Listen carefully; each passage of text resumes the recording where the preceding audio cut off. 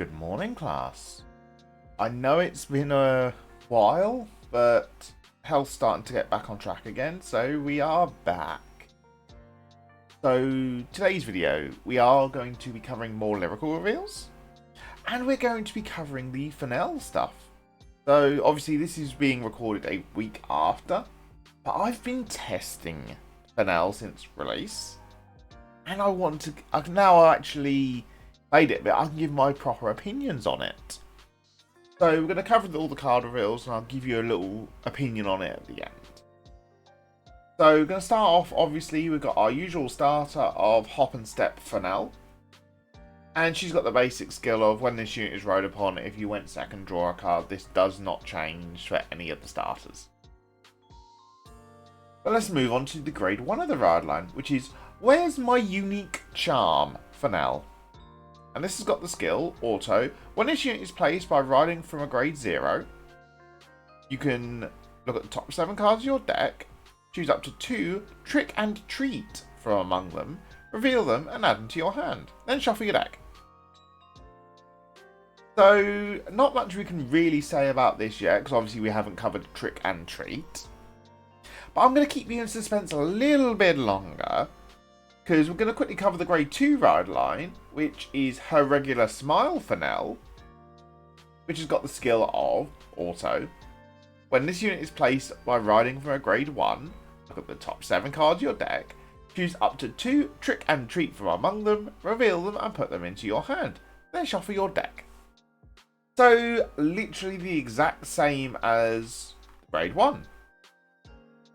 But you're thinking, at this point, two lots of top 7 checks to find 2 Trick and Treats. Well, you can only run 4 copies. But this is a little bit different, so let's dive into Trick and Treat. So, first things first, Trick and Treat actually comes up with 2 different arts. So we've got a side for the Trick and a side for the Treat. These are separate cards, so really nice. And it gets better when you look at the first skill of the card, which is continuous. You can run up to 16 copies of Trick and Treat in your deck. Then you may play this card if you have a Vanguard with Fenelle in its card name. Perform the following below based on the number of times you have played a card with the same name as this card during your turn. So if you played it for the first time, your opponent chooses one of their rear guards and they may put it on the bottom of their deck. If they did not put a card to the bottom of their deck, you then draw a card. And the second time lets you draw a card and then countercharge 1. And then the third time you play this card, you can choose up to 1 grade 3 or less card from your drop zone and call it to rearguard circle. So, lots to break down with this card. First part, obviously being the 16 copies in the deck, makes it really good for comboing off with the ride line, because obviously you've got more chances of hitting the card now. But there's also the fact of you want to be playing, well, it says 3 times a turn, which we don't know how we're going to perform this yet, so running multiple copies makes the most sense. And we've got 3 really solid skills out of this. First one allows us to play it in the early game, when your opponent's not going to be putting down rear guards, and we actually get to just get free draws and cycling through our deck, which is really nice to have.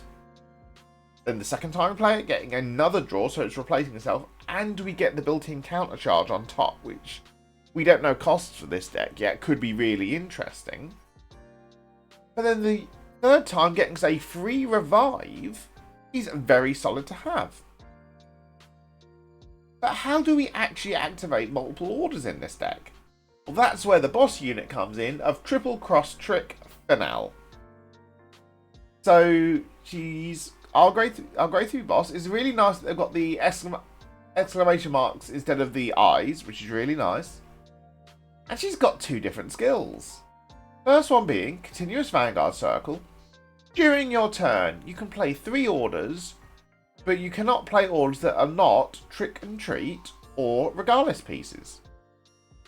And second skill is Auto Vanguard Circle. When this unit attacks, if you played an order card 3 or more times this turn, you can cost Counterblast 1, Choose one of your rear guards until the end of the turn. That unit and this unit get a critical +1.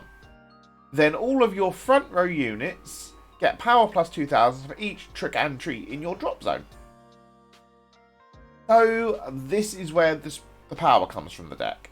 It applies pressure by giving crit to herself and another rear guard, and then mass buffs the front row. So with it being able to run 16 copies of trick and treat in your drop, you can hit a max of 32k buff to the front row. Really solid. And obviously the being able to play 3 orders in a turn being her first skill, really nice. And it's nice that it also allowed you to still play regardless pieces, which is really good. It doesn't actually have the restriction of needing to play 3 trick and treats for the second skill. You could do 2 trick and treats and, for example, the Gratias Gradle. So you're actually getting your 3 orders, but you're still getting Stoner Ride, extra draw, more power. So it's not reliant of you have to have 3 orders every single turn. 3 of the trick and treats. You can combo up with the regardless piece. But obviously we have got things like Jennifer, for example, which actually lets us combo off and use the orders from our drop zone. Yes, they go back to deck, but it gets us more order usages because it still allows us to activate the order. It's just changing where we're activating the order from. But that's not all we got for Fenelle. We do get some support cards alongside it. So obviously we know that every line comes out with 7 support cards. Fenelle's technically got 8 because of the 2 different trick and treats. But we've got the support grade 1 and 2 to cover. Let's start off with the double rare, which is our grade 2 support in the haunted spot, Eristhena. So she's got the skill of, when this unit is placed on the rearguard circle during your main phase, if you played an order card 3 or more times this turn, you can Soul Blast 1, choose a normal unit card with a different card name to this unit from your drop and call it to rearguard circle. And the second skill is Auto Rearguard Circle. When this unit attack hits a Vanguard, you can search your deck for up to 1 trick and treat, reveal it and add it to your hand, then shuffle your deck. So 2 really solid skills here. We're going to cover the second one first. So being able to add our trick and treats directly from deck to hand on hit is really nice because it gives us a good bit of rearguard pressure in the deck. And it's also not grade restricted either, so we can chuck this down on turn 2 if we wanted to actually put the pressure on early game, intercept it away, and then bring it back with our triple X treat on our grade 3 turn. Use the grade 3 skill to bring this back, which then due to the first skill, will then say, oh, it's been placed on rearguard circle, 3 orders are in place, let's Soul Blast 1, call another unit out. So it lets us carry on the extensions of the order, which is a really solid card. But that's not the only support that Fenelle has gained. We do have one more grade 1 for her, and that is the Prank Exploder Crispina. The Crispina's got 2 skills. First one being, when this unit is placed on the rearguard circle, you can counterblast 1. You then search your deck or drop for up to 1 trick and treat, reveal it and add it to your hand. If you search your deck, you shuffle your deck. And second skill is Continuous Rearguard Circle. During your turn, if there are 3 or more trick and treats in your drop zone, this unit gets power plus 5000. So we're getting a very nice 13k booster that has the ability to directly search for trick and treats. It does cost a counter plus 1, but this gets refunded due to the second ability of the trick and treat order. So it's really not that bad. Doesn't matter where she's placed from either, so we can combo this off with our last card of Eristhena and call this from drop to then grab another order to then carry on ready for next turn. So all in all, support's looking really nice. But we didn't just get all of that, we did get 1 generic, and this is our cycle equivalent of the ones that are coming out for the other nations in DBT 11.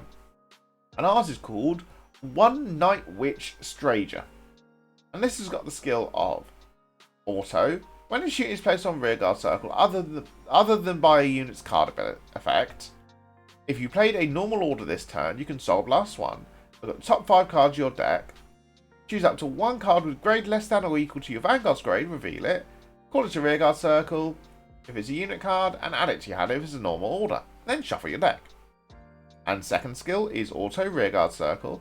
When this unit attacks a grade 3 or greater unit, if this unit is placed this turn, you can Count Blast 1, draw a card, and this unit gets power plus 10,000 until end of turn. So really nice combos here. So we've got a bit of extra deck compression, but it's a generic, so it can work with anything that uses orders. It does have to be normal orders, so you do have to be careful, but this can slide into Patrolka, Kyoka. Obviously goes with the Fenelles, hence why it was revealed alongside it. But you've got so much different ways you can go with it into different decks. And the fact that it's a top 5 deck compression, really nice to have. The CB1, draw a card plus 10k, could see some play, but it's obviously, it needs to be placed that turn and you need to be attacking grade 3 or greater. So it then makes it a late game card, so it's going to be interesting to see how well it actually fits in and how well it actually tests. But as for reveals, let's just quickly cover over Fenelle. So Fenelle, from my testing, is very much playing like Gravidia did. In the, you want to compress your deck so it's just left to be triggers, and you're increasing your trigger chances. Obviously, you've got the crit pressure on your Vanguard and your Rearguard. You've got the scaling similar to Gandiva, just a bit dimmed down, because obviously it's got the higher ceiling and it's restricted on how many orders you actually see to gain this, whereas Gandiva just needs to bind stuff. So it feels like it's a balanced Gandiva that's combined with Gravidia to actually put on a lot of pressure. Early testing showing it to be really fun, really combo based, and it's got really good compression. The only downside is obviously it doesn't draw as much, because all of your orders that say draw a card, obviously you're playing a card, so you're more cycling than drawing. So your only actual advantage does come from Eristhena's on hit, and obviously gaining the +1 order to hand from Crispina. So that's your only real advantage. You can obviously technically call all the advantage from Eristhena if you're using Estrasia to get more units on board. But you do have to really put the effort in. It's really going to be interesting to see how it develops in the meta. But that's going to be it for this video. If you haven't done so already, please do like and subscribe. It very much does help the channel. We are going to be doing these weekly because they've now started, as of the time of recording, doing weekly, the daily card of the days for Lyrical. So every Friday I'm going to try and sit down and record all the Lyrical card of the days, and we'll go from there. But I'll catch you guys in the next video. Bye bye.